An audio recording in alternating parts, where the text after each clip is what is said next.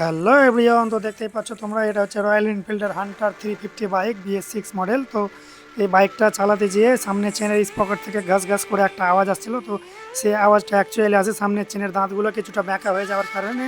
তো যাদের যাদের এই সমস্যাটা হয়, তো সামনের এই স্পকেটটাকে খুলবেন, খুলে নেওয়ার পরে চেন স্পকেটটাকে, যেটা ফ্রন্ট স্পকেট হয়, স্পকেটটা উল্টো করে লাগাবেন। তো লাগানোর আগে যে স্পকেট স্যাপটা আছে, স্যাপটাতে কিছুটা গ্রিজ অথবা গিয়ার অয়েল না গেলিবেন।